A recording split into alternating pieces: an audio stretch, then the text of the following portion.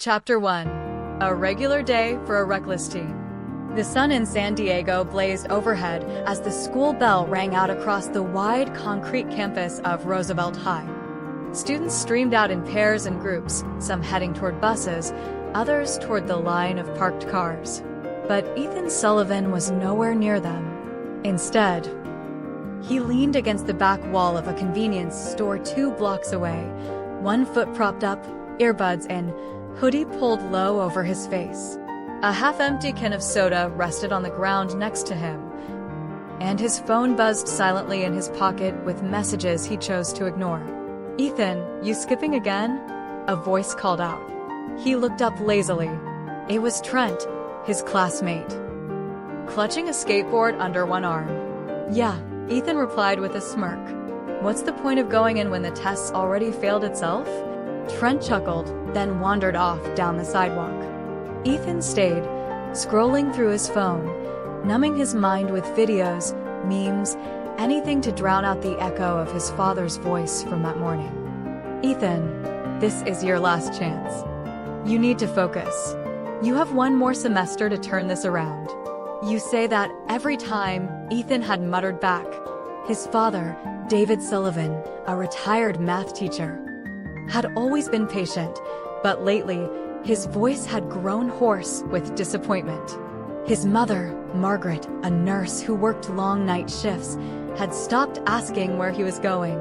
They were tired. He could see it in their eyes. But still, they never yelled, never hit, never even threatened to throw him out. It was weird. Sometimes he wished they would scream, just so he'd feel something more real. Back at home, the house sat quiet in the afternoon light. Claire, his older sister, was curled up on the couch with a book in her lap and her laptop open beside her. She had finished college with honors and had come home temporarily to help care for their parents. She looked up as Ethan walked in, dropping his bag on the floor with a thud. "You skipped again," she said flatly. Ethan didn't answer. He walked past her, toward the fridge. "You know," she added, "if you just tried, just a little, you wouldn't always be the one hurting them." He turned slowly, the cold soda can in his hand trembling slightly. "Spare me the lecture. You're not my mom." "No," Claire said, her voice calm, "but I am your sister. And I'm tired of watching you throw everything away while mom and dad keep sacrificing everything for you." He scoffed, then walked up to his room, slamming the door behind him. That night, the dinner table was mostly silent. Margaret served food with a gentle smile, asking about Claire's part-time tutoring work. Ethan barely touched his plate. "Ethan," David said finally, "your SAT scores were released today." Ethan froze. His fork clinked against the plate. "I already saw them," he muttered. "Didn't pass." Margaret's hand trembled slightly as she placed her napkin in her lap. David's shoulders slumped, as if all the air had been sucked from his lungs. Claire didn't say a word. Ethan stood up. "Guess I ruined dinner again. Sorry." And with that, he walked out. Later that night, Ethan sat outside on the curb, the moonlight washing over the quiet suburban street. He lit a cigarette.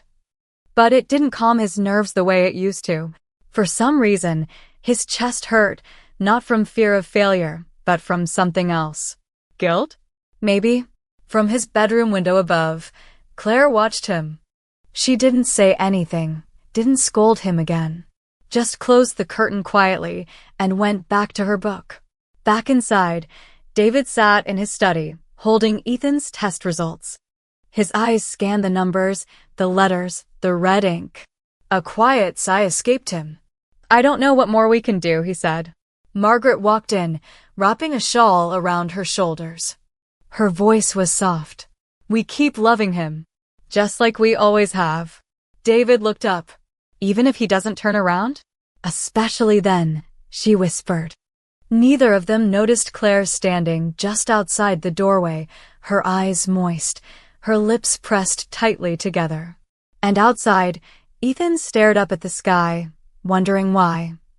No matter how badly he screwed up, they still hadn't given up on him. He didn't know it yet, But the truth, the real reason, was coming soon. And it would shake everything he thought he knew. Chapter 2. Silent Walls and Echoed Truths. The next morning, the air inside the Sullivan home was heavier than usual. The usual scent of freshly brewed coffee and Margaret's soft humming were missing. Instead, Claire stood at the kitchen sink, unmoving, a half-washed mug in her hand, her eyes unfocused. Ethan dragged himself downstairs. His eyes were bleary, and his hoodie was the same one from yesterday. He noticed the silence immediately. "Where's Mom?" he asked.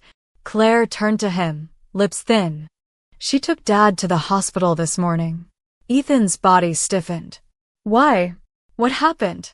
Claire exhaled shakily. His heart acted up again, and Mom collapsed right after that.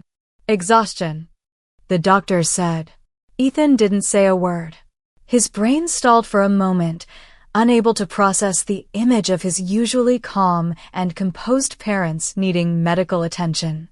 It didn't fit into the narrative he had created, the one where he could rebel endlessly and they'd always be fine. Claire finally spoke again, her voice clipped but tired. "I didn't wake you. Figured you wouldn't care." That stung. "That's not fair," Ethan said quietly. "No." Claire turned fully now, eyes flashing. "You know what's not fair? Mom working 12-hour night shifts and still getting up to make you breakfast. Dad reviewing your homework at midnight when you never even turned it in. And me giving up summer internships to stay here and play emotional buffer for a brother who doesn't give a damn." Ethan lowered his gaze. The shame burned hotter than any lecture could have.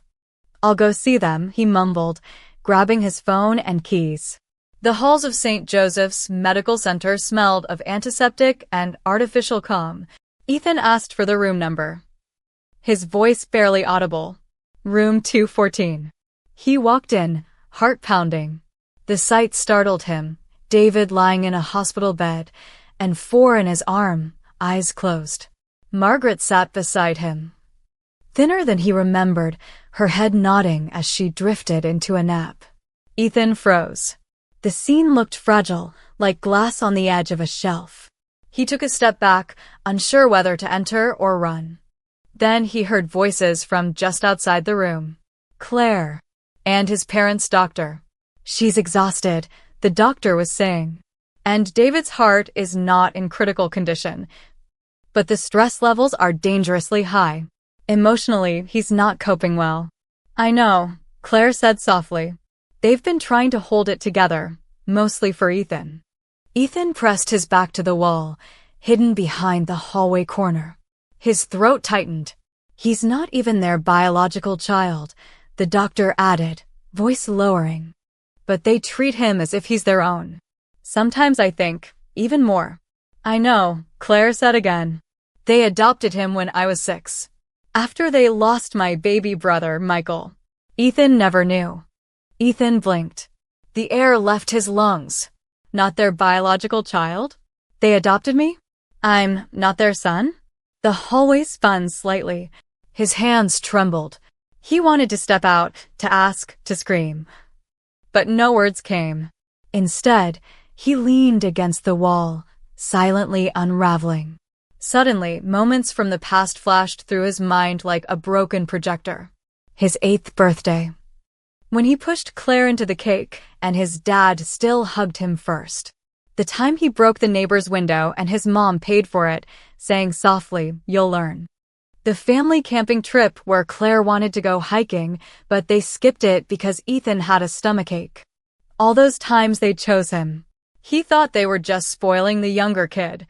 He didn't realize they were choosing him, over and over again, not because they had to, but because they wanted to. When he finally walked in, Margaret opened her eyes. She smiled.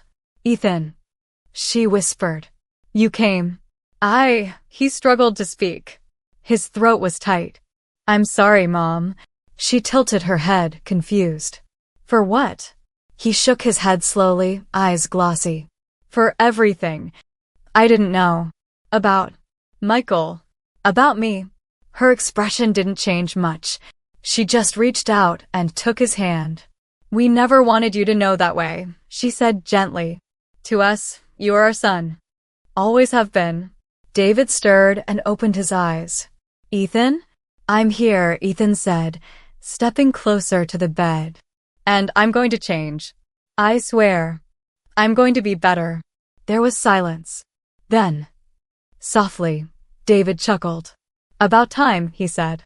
Everyone laughed, but quietly, the kind of laugh that carries more healing than joy.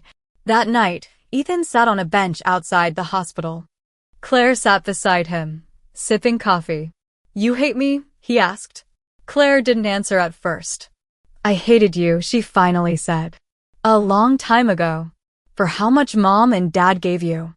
But now, I understand. You were their second chance to love. Ethan looked at her, eyes filled with something new, understanding.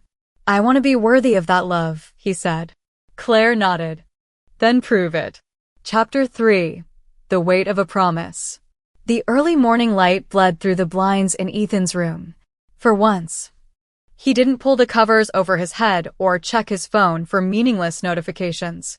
He just lay there, staring at the ceiling, the words from the hospital echoing over and over in his mind. You were their second chance to love. His second chance, and now his turn to make it right. He got up, showered, and put on the only button-up shirt he had that didn't look crumpled. It still smelled faintly of dust and disuse, but he didn't care. For the first time in a long time, he wanted to look like he meant something. Downstairs, Claire blinked at him in surprise. Her hand, midway through pouring a cup of coffee, paused.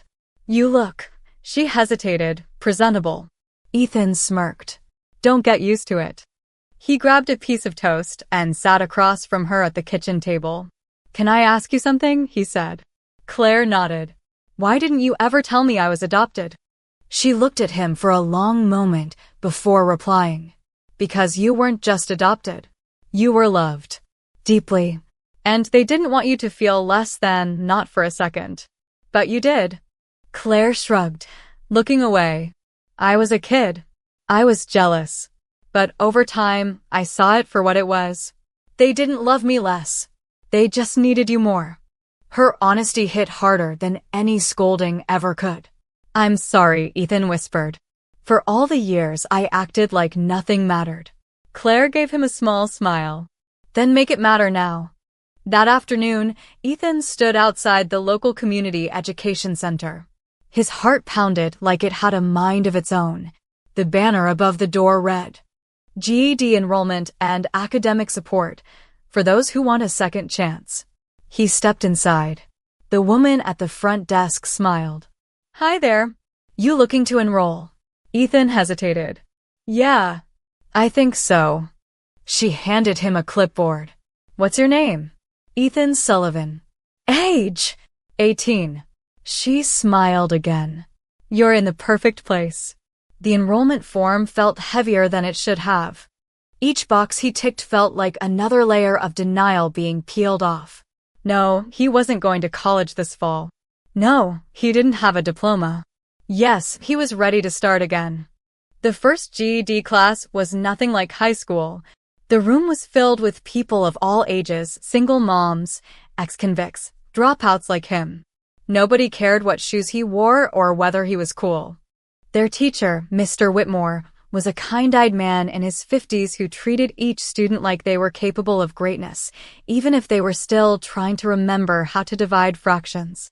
Ethan sat in the back at first, quiet and withdrawn.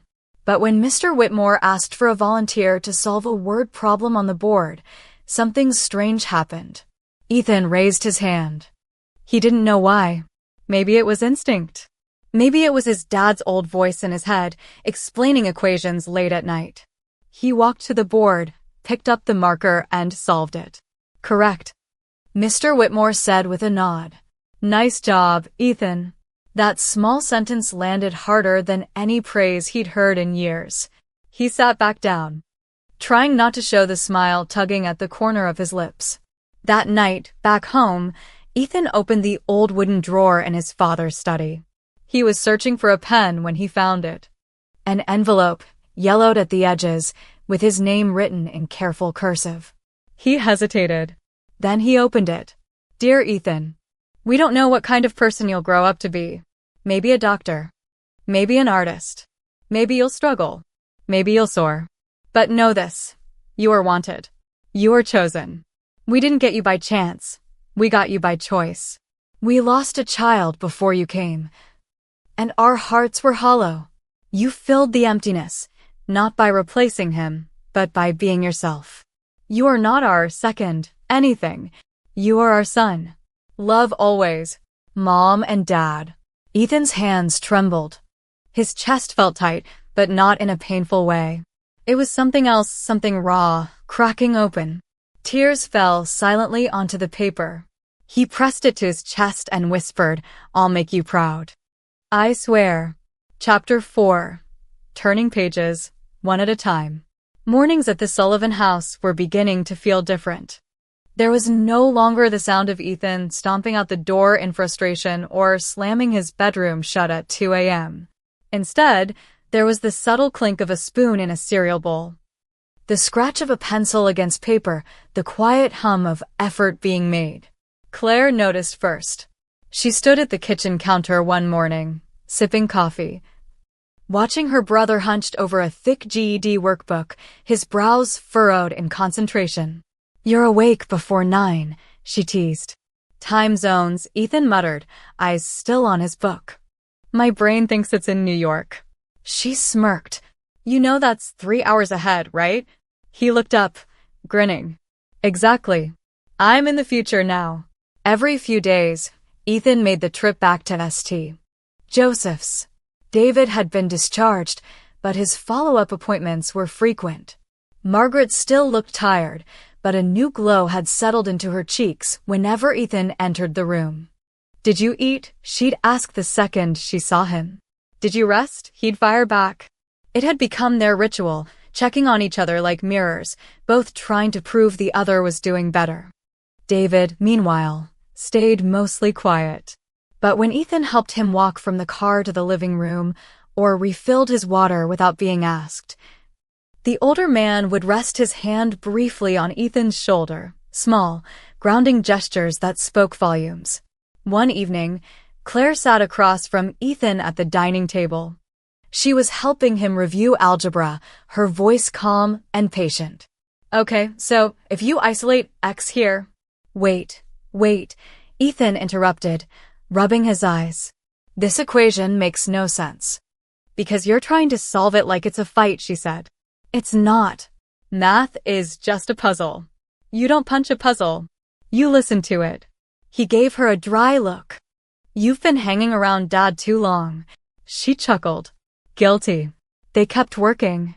The hours slipped by without the usual tension. No yelling. No storming off. Just pages turned. Problems solved, one mistake at a time, one correction at a time. Weeks passed. One Wednesday afternoon, Ethan walked out of the testing center, blinking into the sunlight, holding a sealed envelope in his hands. He didn't open it right away.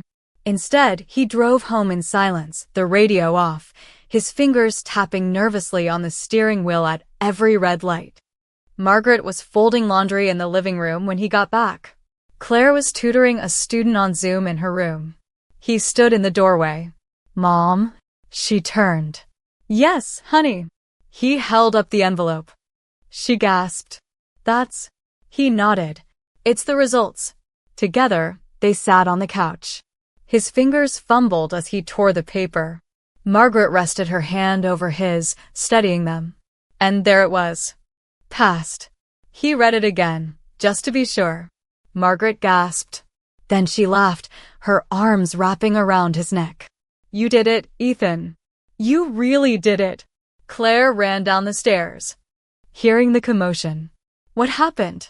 Margaret turned, tears in her eyes. Your brother passed. Claire's jaw dropped. You're kidding. Ethan held up the paper. I don't joke about miracles. Claire rushed over, hugging him tightly. I'm so proud of you, idiot. That evening, David insisted they have a full dinner together. He even helped set the table. grumbling the whole time about how chairs were too low and his knees too old. But once everyone was seated, there was a piece at the table that hadn't been there in years. Roast chicken, mashed potatoes, laughter. And in the middle of it all, Ethan looked around and realized something. For the first time in a long time, he felt like he belonged. Not because of blood. Not because of duty. But because they had chosen him, and now he was finally choosing them back. Chapter 5. Brick by Brick. 2 months after passing his GED exams, Ethan stood in front of the mirror, awkwardly adjusting the collar of his shirt. It was just a job interview. At a local electronics store. Nothing fancy. But for Ethan, it felt like a milestone carved out of stone. From behind, Claire peeked her head into his room. Need a tie? I already look like I can't breathe, he said, tugging at the shirt's top button. Claire stepped in, pulled out a slim navy blue tie from her old box, and tied it for him with the kind of skill only an older sister could master. There, she said, stepping back. You look like someone who gives a damn. Ethan looked at himself once more. He didn't see a dropout. He didn't see a disappointment. He saw someone in the middle of becoming. The electronics store was bustling with back-to-school customers, buzzing with teenagers and parents who knew what they wanted, and those who had no clue. The manager, a wiry man named Troy, squinted at Ethan's resume. You've got no job experience. Ethan nodded. That's true. You don't even list a high school diploma. I just passed my GED. Troy raised an eyebrow. Why should I take a chance on you? Ethan straightened his back and answered, not with arrogance, but with honesty. Because I've wasted enough chances in my life. And I don't want to waste another one. There was silence. Troy leaned back in his chair. Start Saturday. Stock room. Minimum wage. Show up early. Don't slack off. Ethan nodded, his heart thudding. Thank you, he said. I won't let you down. 2 weeks in, Ethan got his first paycheck. It wasn't much, barely enough for gas, food, and a little left over. But when he held the slip in his hands, it felt like he was holding a medal. He brought it home, placing it on the table in front of Margaret and David. What's this? Margaret asked. My first paycheck, he said. I was going to buy myself a new headset, but he handed them a grocery receipt and a $50 bill. I bought groceries instead. Figured it was time I helped out. David looked at him, speechless. Margaret pressed a hand to her heart. I don't know who you are, she said with a teary smile, but I like you very much. Claire leaned in from the hallway. Now that you're earning money, I assume you'll start paying rent? Ethan rolled his eyes. Don't push it. At work, Ethan noticed something odd. Parents kept coming in with their kids, asking for help with basic setups, how to connect printers, use online learning tools, install educational apps. Some were frustrated. Some were embarrassed. He started helping them beyond what the job required, drawing diagrams, writing simple step-by-step notes. One day, a woman came back to the store, thanking him. Her son, who had ADHD, had finally finished a homework assignment on the laptop Ethan helped configure. You should make a video, she said. Or something easy for other kids like him. Ethan laughed at the time. Maybe. But the idea stuck. It lingered. At night, he opened his old laptop and searched. How to create educational apps. Software for tutoring kids. Simple platforms for learning support. He didn't understand much yet. But something had ignited, a spark he hadn't felt before. One Sunday afternoon, Ethan drove alone. Not to the store. Not to a party. But to the cemetery. He stood quietly in front of a small gravestone. Michael Sullivan, beloved son. He placed a single lily beside it. His chest tightened. I'm not here to replace you, he whispered. I think I was scared that I was. That if I ever tried to be good, I'd be erasing you. But I know now, they didn't love me instead of you. They just kept loving even after you left.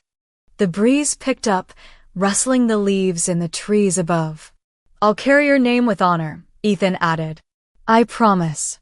As he drove home that evening, the sky was wide and streaked with orange. He rolled down the window, letting the wind touch his face.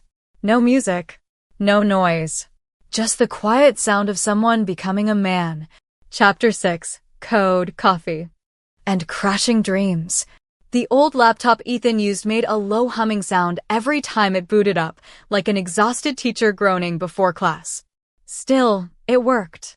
Barely.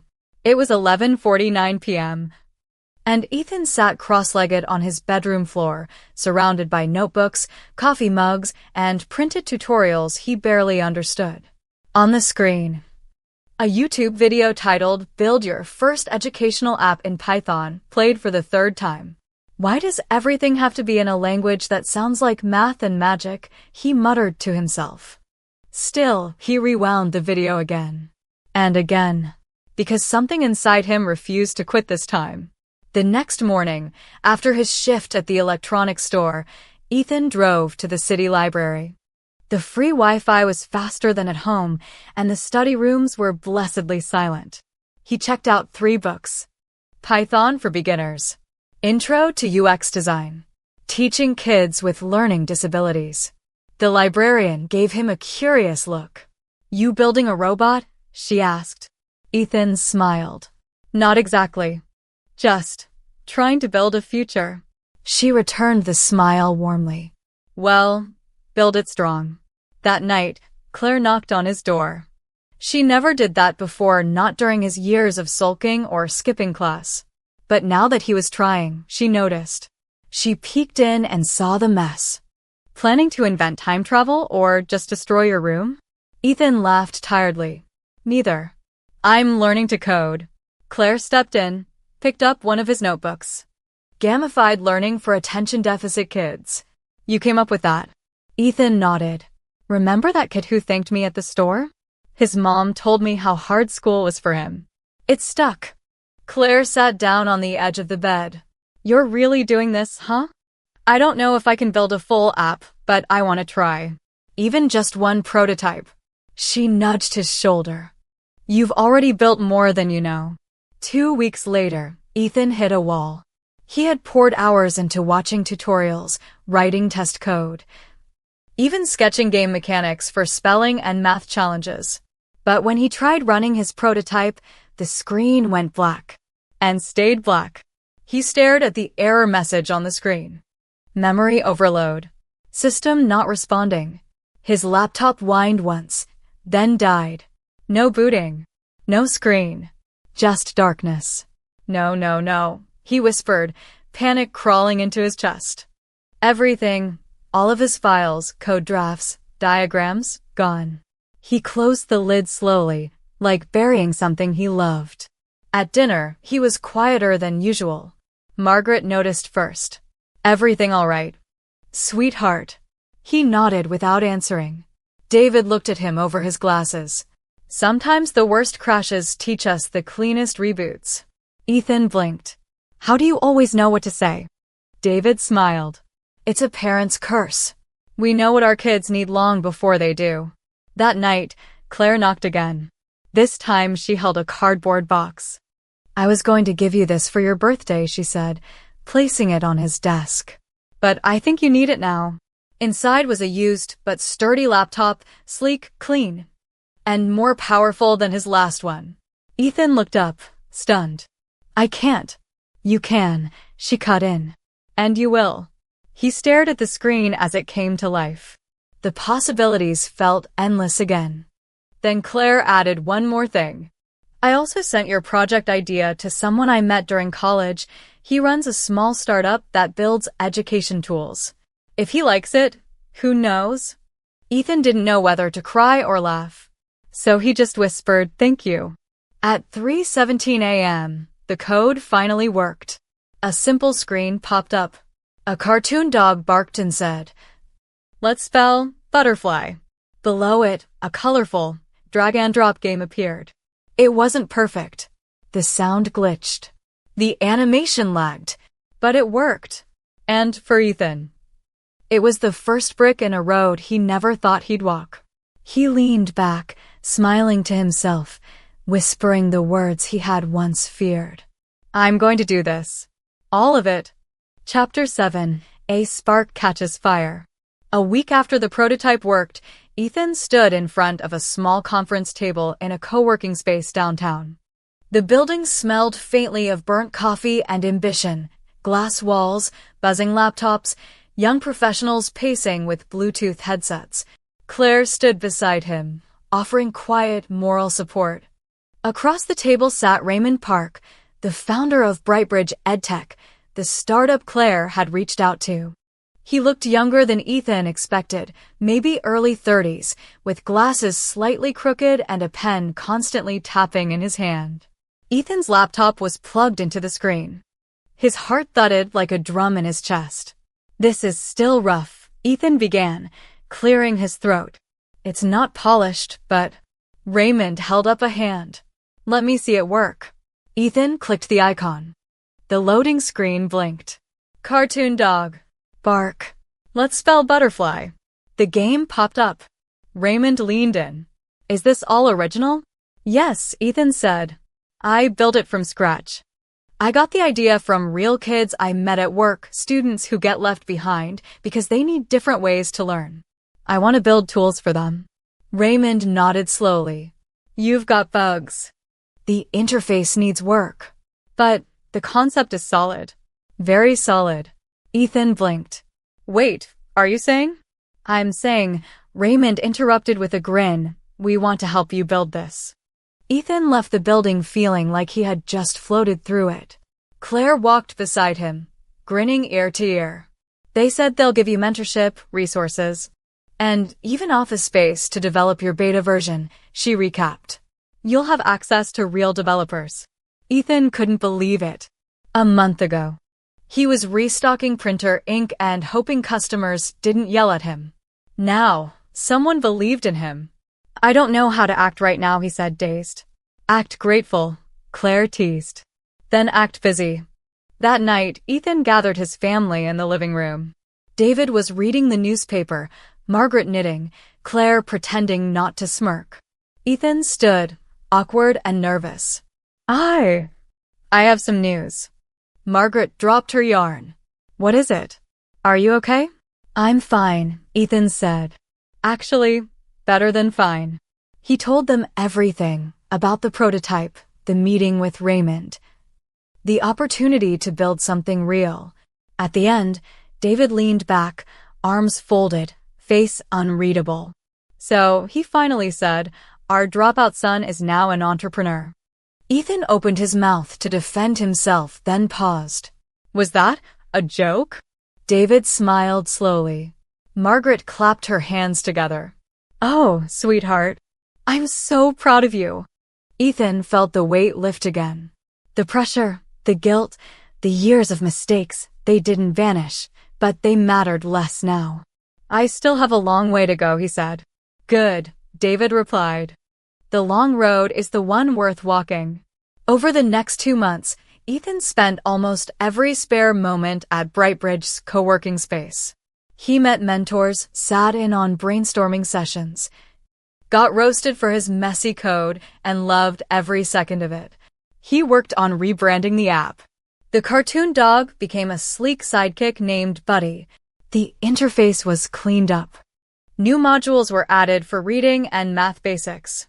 He even helped test it at a local after-school center, watching kids play the game and laugh. A boy with autism high-fived Ethan after finishing a level. This game makes me feel smart, the boy said. Ethan nearly teared up right there. One evening, as they sat on the porch watching the sunset, Claire turned to Ethan. I'm leaving in 2 weeks, she said gently. Ethan looked over. What? Why? I got a full-time teaching offer in Los Angeles. Special education. He blinked. That's amazing. I wouldn't have taken it if you hadn't shown me that people can change. That helping others doesn't mean losing yourself. He bumped her shoulder.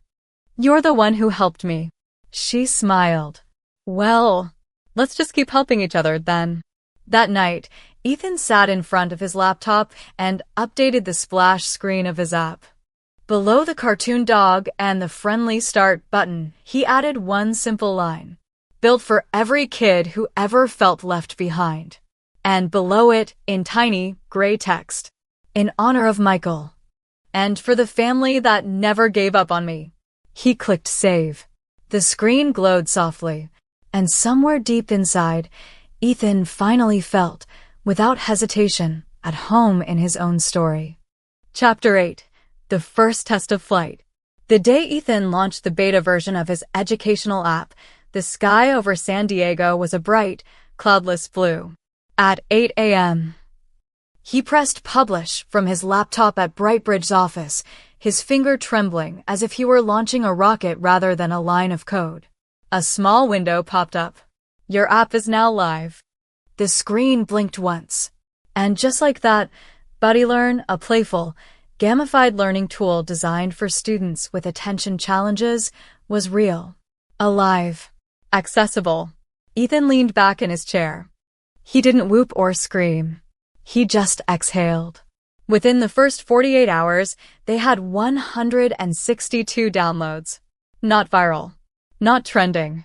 But real people. Real families. Real students. Raymond brought in a list of reviews from parents and teachers.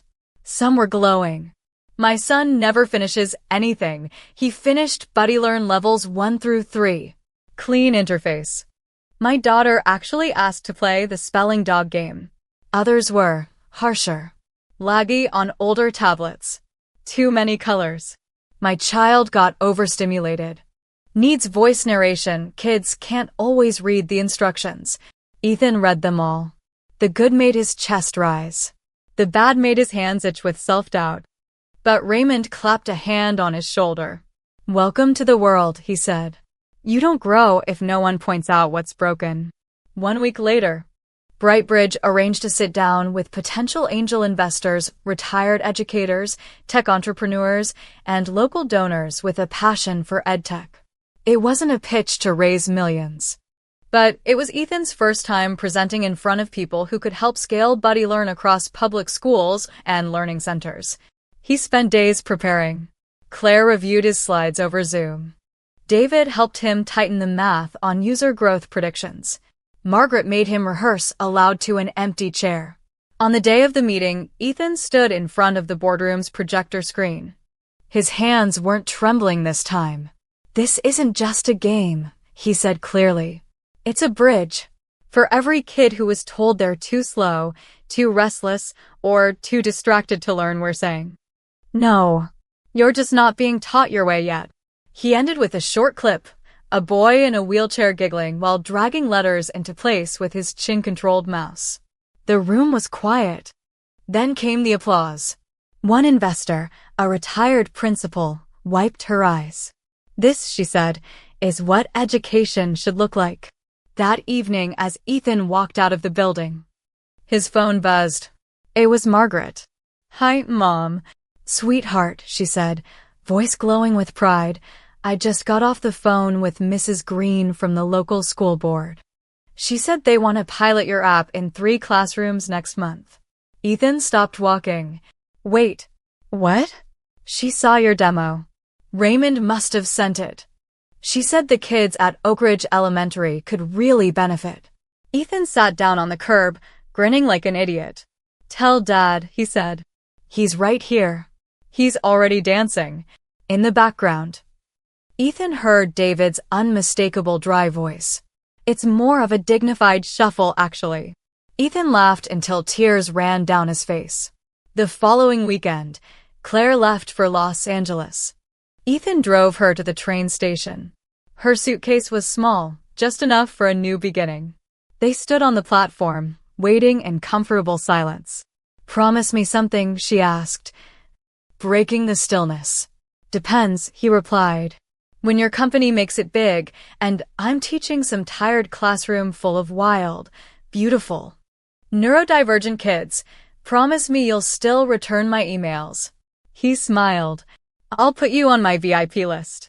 They hugged, longer than usual. When the train pulled away, Ethan stood there, watching the horizon. That night, he returned to the house. It was quiet. No Claire.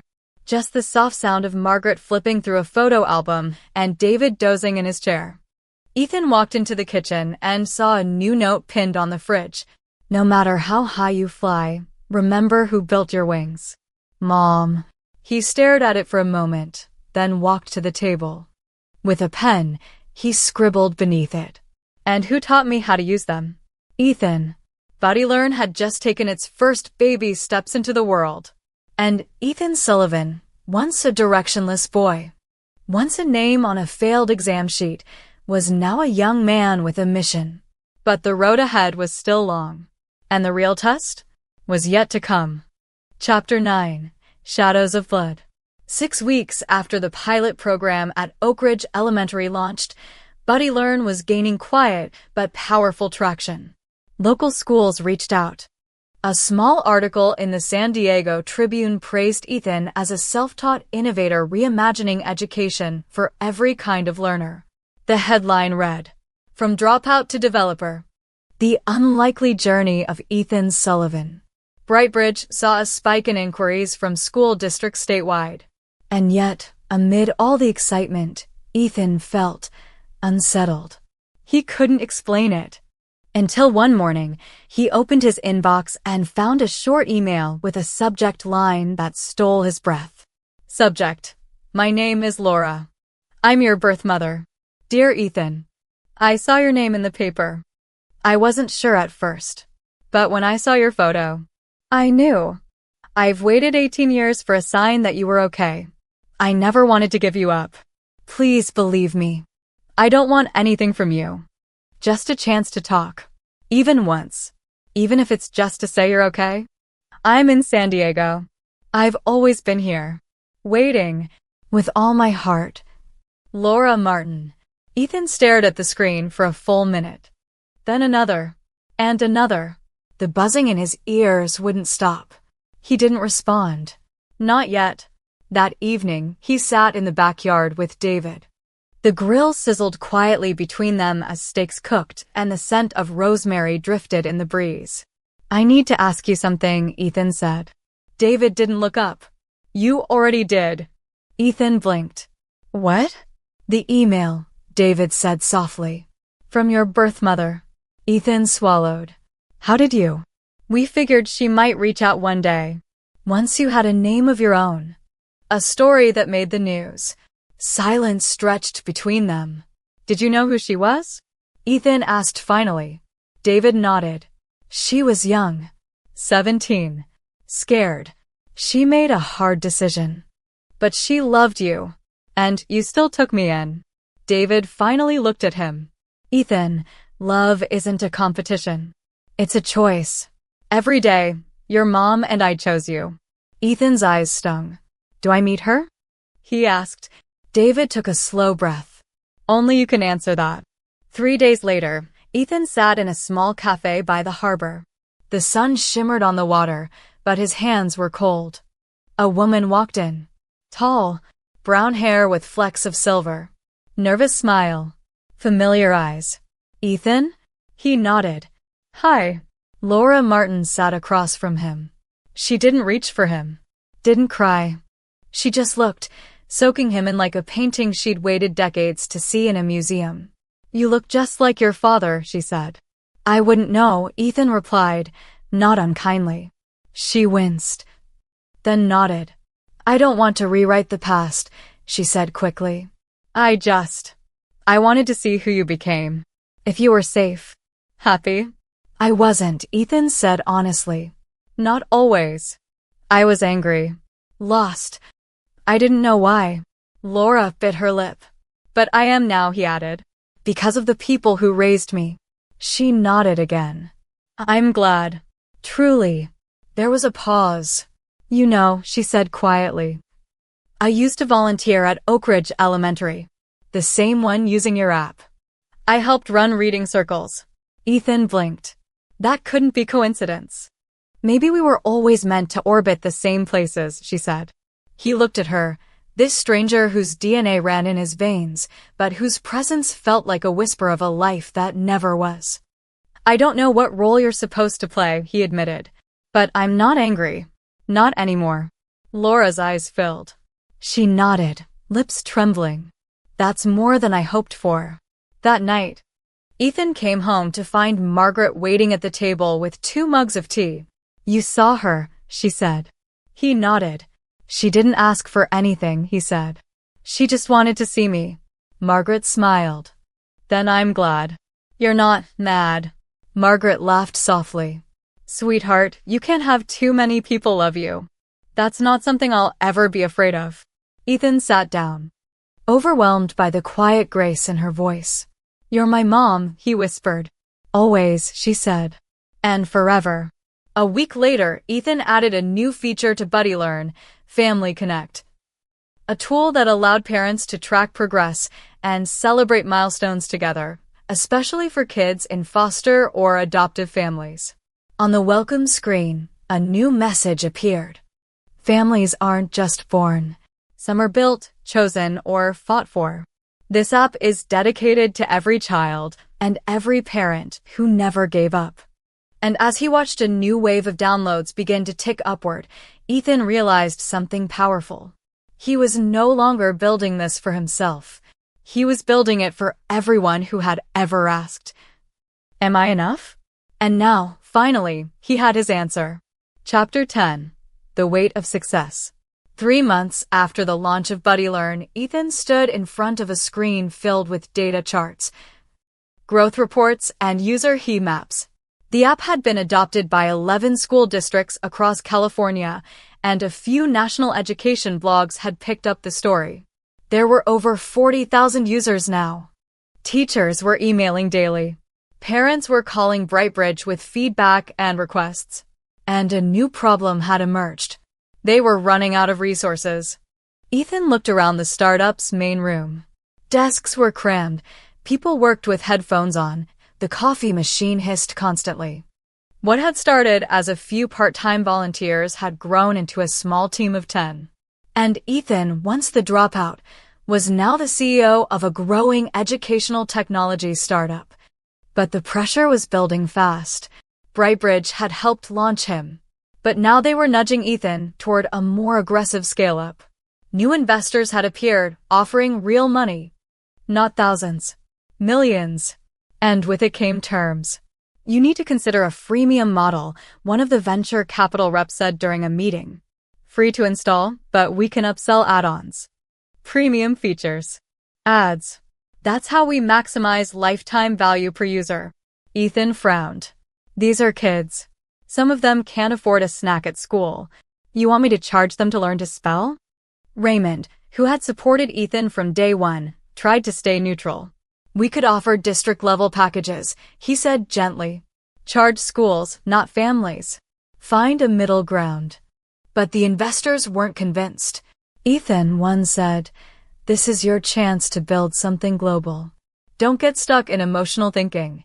Be a founder. He was silent. But inside, a storm was brewing. That night, Ethan sat in his car in the school parking lot of Oak Ridge Elementary, the place where his app had been tested first. The lights in the building were still on. Through the windows, he could see a small group of kids gathered around a tablet. Laughing, learning, engaged. One boy leaned into the screen and tapped Buddy the dog. Let's spell mountain. The app chirped. The boy beamed.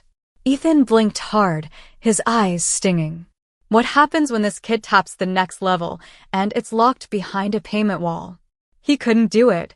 He wouldn't do it. The next day, Ethan called a meeting with Raymond and the core team. I've made a decision, he said. We're staying ad-free. No in-app purchases. No paywall for learning. Raymond looked worried. That means we'll have to find alternative funding. Grants, foundations, donations. It's a harder road. Ethan nodded. Then we walk the harder road. One of the developers clapped quietly. Then another. The team didn't leave. In fact, that afternoon, they worked harder than ever. Because now they believe too. 1 week later, an email came from the Bill and Melinda Gates Foundation.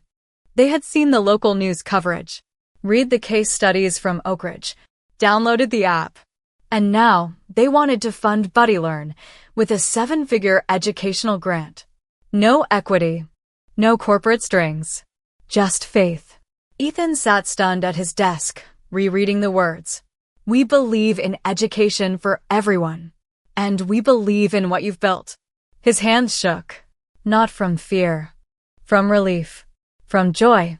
From the feeling of finally being seen, not for what he'd failed at, but for what he chose to fight for.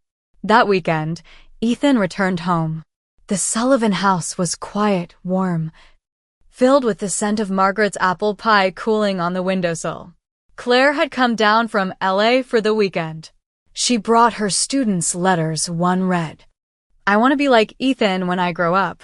They sat in the living room together, David with a book in hand, Margaret knitting, Claire sketching lesson plans. Ethan opened his laptop and typed out a new mission statement for the BuddyLearn homepage.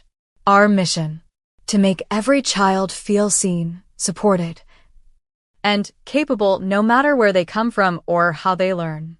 We don't sell progress. We believe in giving it away freely because the most valuable thing a child can receive isn't a premium plan. It's a chance. Then he clicked update. And for the first time in a long time, he felt no weight on his shoulders. Only wings. Chapter 11. The Boy in the Blue Hoodie. It was early spring in San Francisco when Ethan stepped onto the grand stage of the National Conference for Education Innovation. Hundreds of educators, researchers, and policymakers sat before him, murmuring over coffee and pamphlets, waiting for the keynote speaker. That speaker was him. Ethan Sullivan, former GED student, son of 2 retired educators, creator of BuddyLearn, 28 years old. As the spotlight warmed his face, he looked out over the crowd, pulse steady, breath calm, not from confidence, but from purpose. He began. I didn't graduate high school, Ethan said into the mic. I dropped out. I was angry, lost, convinced that school wasn't for me. The room hushed. But I was wrong. He continued. The system wasn't broken, it was just missing something. Something for people like me. People who needed another way in. He spoke about Buddy the dog. About Oak Ridge Elementary. About his family. And then he paused. My parents aren't my birth parents. But they're my parents because they chose me. And I choose every day to build something worthy of the love I was given freely. The audience was silent until a standing ovation rose like a wave. He didn't smile at the applause. He smiled at the meaning behind it. After the event, Ethan walked through the crowded lobby, shaking hands, taking photos with teachers and startup founders. Then a small voice stopped him. Mr. Sullivan? He turned. A boy, maybe 10 or 11, stood there. Slight, with messy dark hair, a worn-out blue hoodie, and eyes that shimmered with a nervous kind of awe. Beside him stood a woman, his teacher. Ethan knelt slightly to meet his eyes. Hey there. The boy held something in his hand. It was a crumpled notebook page, folded carefully. I wrote you a letter, the boy said. Miss Daniels helped me spell the hard words. Ethan unfolded it. Dear Mr. Sullivan, before your game, I thought I was dumb. I couldn't read like other kids. I always messed up. Then I met Buddy. And Buddy didn't care if I messed up. He just said, try again. And I did. Now I can read books. Real ones. Thank you for not giving up on kids like me. Your friend, Leo. Ethan blinked away the sudden heat in his eyes. He looked up at the teacher. Leo's in 4th grade, she said gently. He's been in 3 schools. BuddyLearn changed his entire relationship with learning. He begs to do extra spelling now. Ethan looked at Leo. You know, I used to think I was dumb too. Leo's eyes widened. Really? Ethan nodded. Really. But I figured out the truth. Nobody is dumb. Sometimes, the world just doesn't explain things the way our brains like to hear them. Leo smiled, small, shy, but full of hope. Can I be like you one day? He asked. Ethan rested a hand on his shoulder. You already are. That night, Ethan sat in his hotel room. The city sparkled beyond the window. He pulled out his laptop and wrote a letter. Not for press. Not for funding. Just for 3 people. Dear Mom, Dad, and Claire. Today, a boy handed me a letter that reminded me of who I used to be. And reminded me of why I never gave up. Because of you. You never asked me to be perfect. Just to be kind. Just to try. And because you believed in me, I learned how to believe in myself. I met a boy today named Leo. And I realized that the app wasn't the real thing I built. What I built was a bridge. And thanks to you, kids are walking across it now. I love you. Ethan. A week later, Ethan sat with his team at BuddyLearn's new downtown office. Raymond brought news. We've been approved for Department of Education partnership in 6 more states, he said. A cheer broke out around the room. Ethan didn't say much. He just watched his team. Watched their joy. Watched the mission multiply. And in that moment, he understood something simple and profound. The boy who was once lost had become a map for others. Chapter 12, Return to the Hallways. The gate of Roosevelt High School hadn't changed much in 10 years. The red bricks were still chipped in places. The flag still fluttered over the main office building. And the bell, that sharp metallic ring Ethan used to dread, echoed through the yard just as harshly as he remembered. But this time, Ethan didn't walk in with his head down. He walked through the main doors with purpose and with an invitation. He was coming back as a speaker. The school's auditorium was smaller than he remembered. The wooden seats creaked as students filed in, some bored, some distracted, others just happy to skip class. Ethan stood backstage, peeking through the curtain. Claire had driven down from LA to surprise him and now stood beside him, holding a cup of water. Funny, huh? She whispered. 10 years ago. You were trying to skip detention in this building. Ethan chuckled. Now they're giving me a microphone. She nudged him. Be honest. Be you. That's why they invited you. A teacher stepped out to introduce him. And now a former Roosevelt student, now founder and CEO of BuddyLearn, a platform changing how thousands of kids experience education. Please welcome Ethan Sullivan. Applause rose, not thunderous, but respectful. Ethan stepped into the light. He looked out at rows of students, some in hoodies like he used to wear. Some with notebooks open, others already checking their phones. He cleared his throat. I sat where you're sitting right now, he began. Except I was in the back row. And I wasn't listening. I was angry. Tired. I thought everyone in here had it figured out except me. A few heads looked up. I dropped out of the school, he said. I didn't graduate. I spent years believing I'd never be more than a mistake. Silence. But then, someone believed in me. My family, my sister. And eventually, I started believing in myself. He clicked the remote. Behind him, a large screen lit up with screenshots of BuddyLearn. Laughter. Kids playing.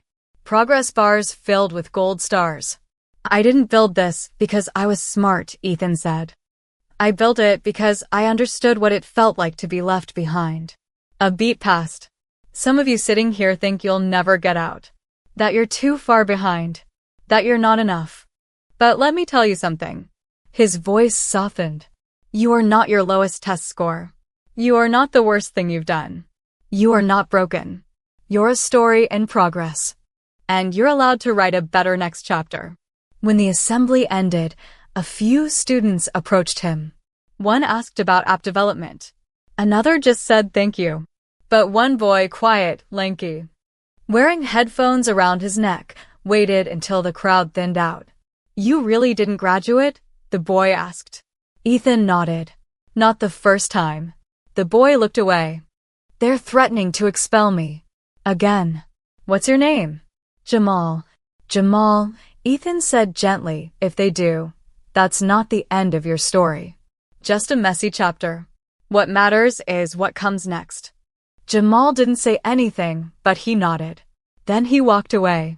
And Ethan stood in the emptying auditorium, heart full of memories and meaning. That night, Ethan drove to the cliffs overlooking the beach. He sat on the hood of his car, the ocean wind in his hair, thinking about the boy he used to be. The one who walked out of Roosevelt High with nothing but shame. The one who thought he had no future. He closed his eyes and whispered, "We made it." In the distance, waves crashed against the rocks like thunder. But in Ethan's heart, there was only peace. Chapter 13. The Offer. It was a Wednesday morning when the email arrived. Simple subject line. No fanfare. Subject: Invitation to discuss strategic acquisition. Confidential. The sender? Orion Tech, one of the largest education technology companies in the world. Ethan stared at it for a full minute before opening the message. Dear Mr. Sullivan, we've followed Buddy Learn's incredible growth. Your mission aligns with the core of what we believe education can become. We would like to invite you to our San Francisco headquarters to explore a potential acquisition. We believe this partnership could take your vision global. Warm regards, Mara Ellington, Chief Strategy Officer, Orion Tech.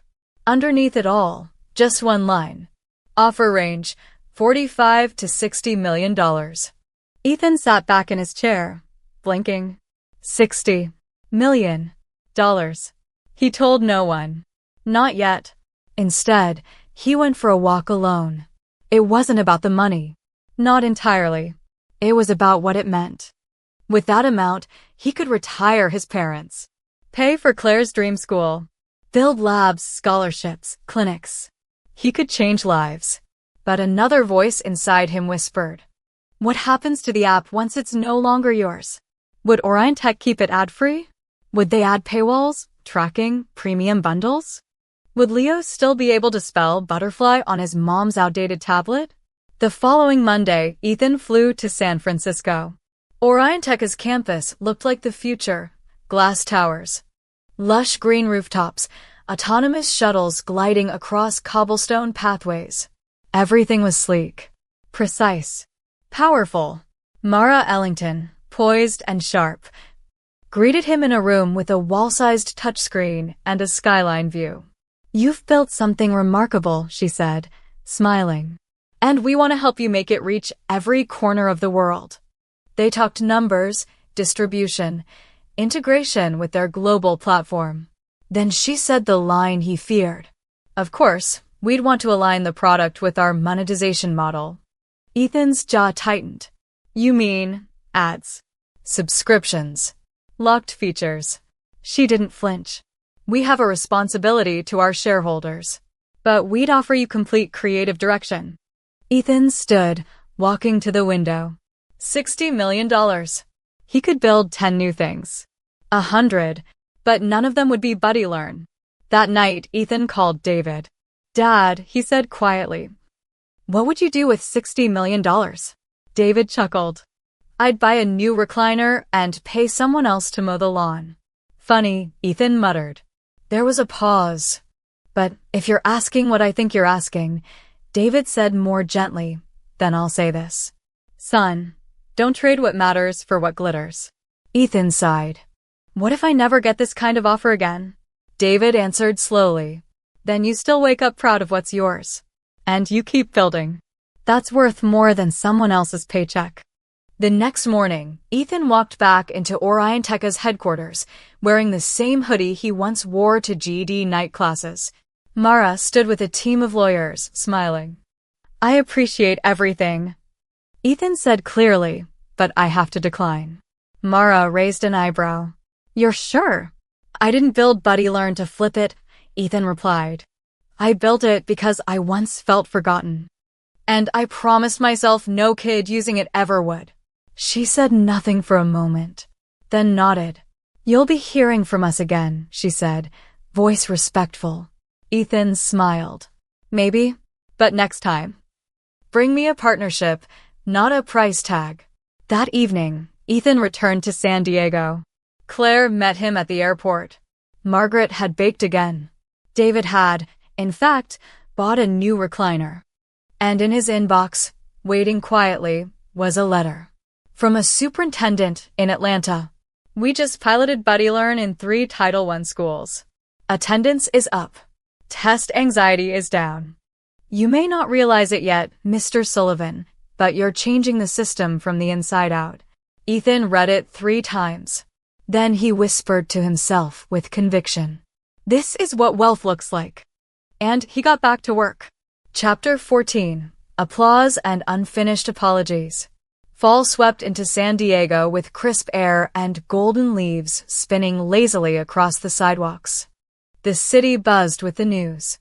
Ethan Sullivan nominated for the Jefferson Humanitarian Medal.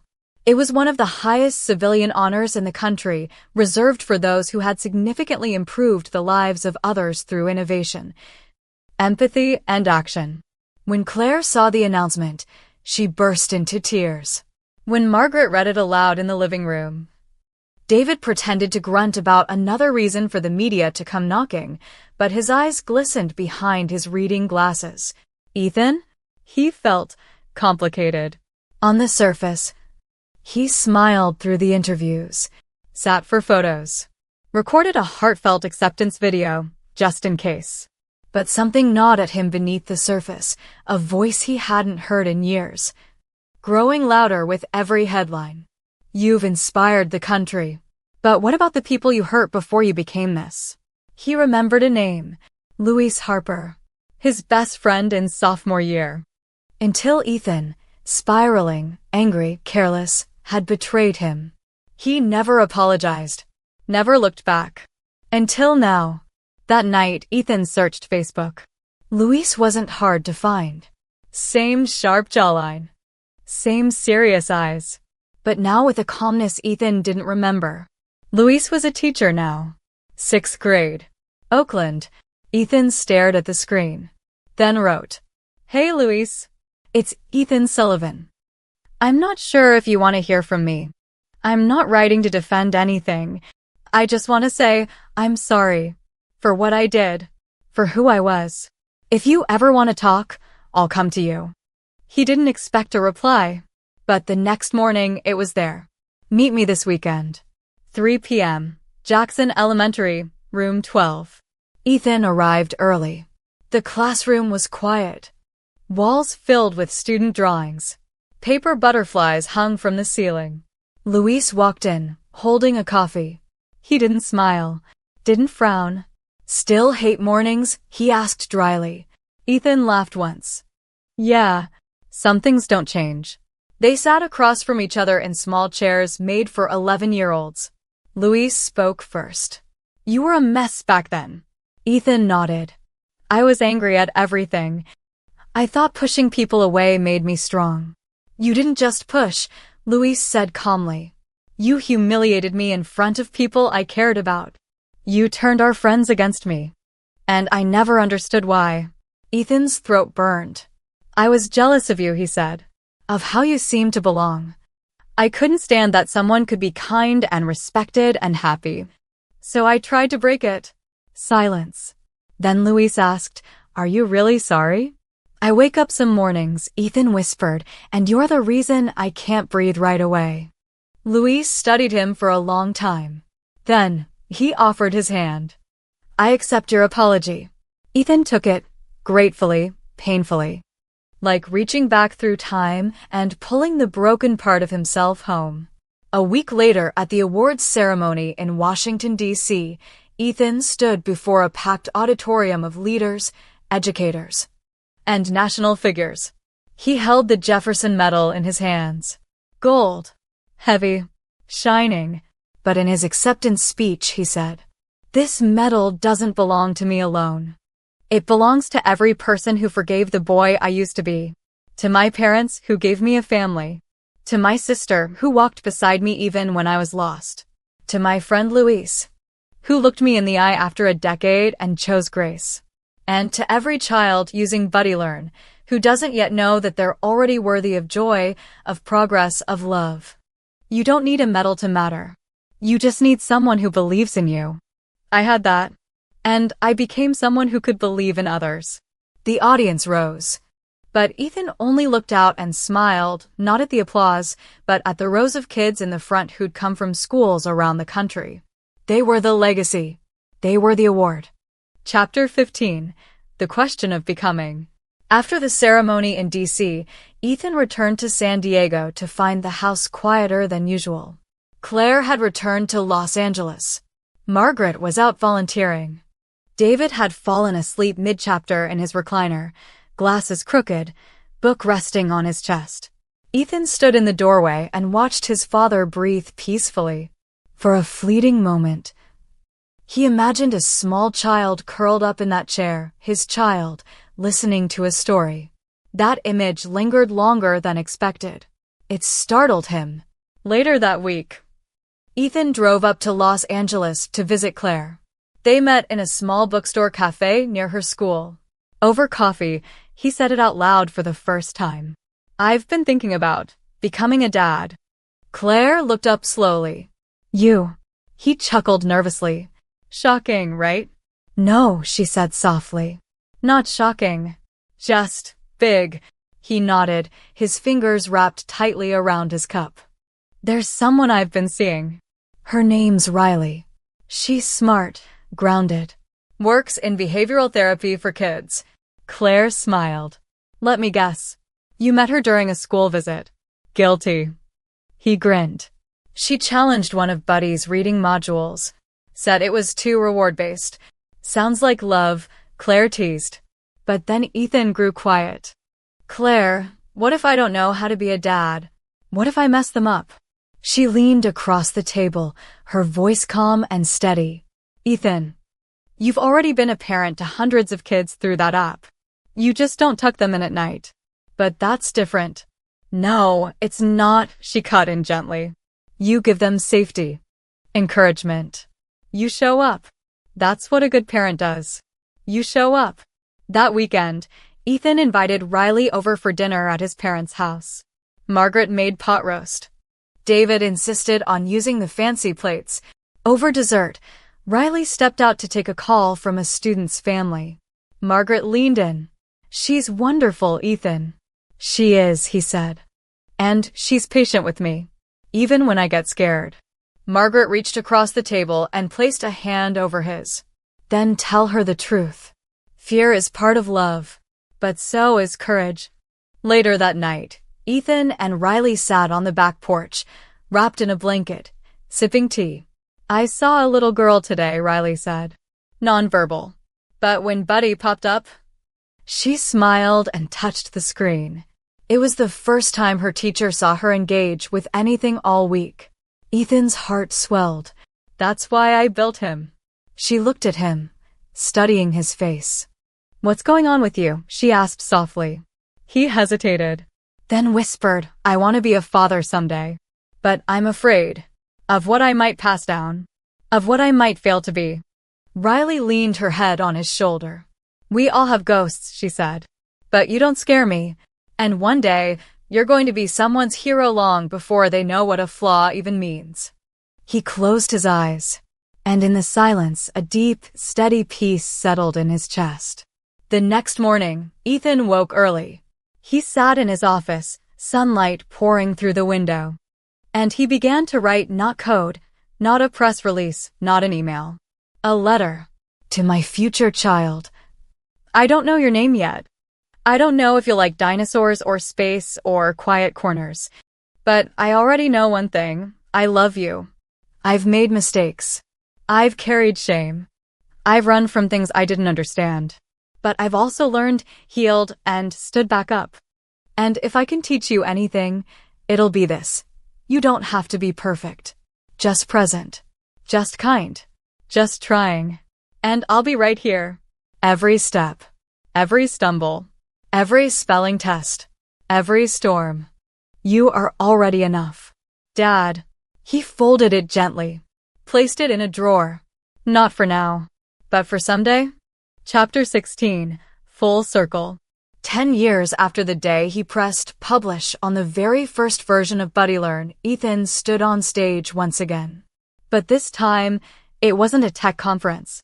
It wasn't a fundraiser. It was a graduation ceremony, the first class of students who had grown up using BuddyLearn from early reading all the way through middle school. The school gymnasium in downtown San Diego had been transformed. Banners of student artwork lined the walls. Balloons floated lazily above rows of folding chairs. Ethan adjusted the microphone. He was older now, calmer. His face carried the quiet glow of a man who had walked through his own darkness and come out the other side with his hands open. He looked at the crowd. Many of the students didn't recognize the man behind the app they grew up with. But he remembered them. He always would. 10 years ago, Ethan began.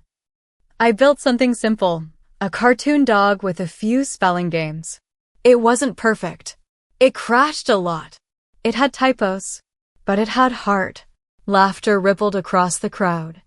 And I did it because I used to be like some of you. Lost, angry, convinced I wasn't smart enough. But someone believed in me. And that changed everything. He paused.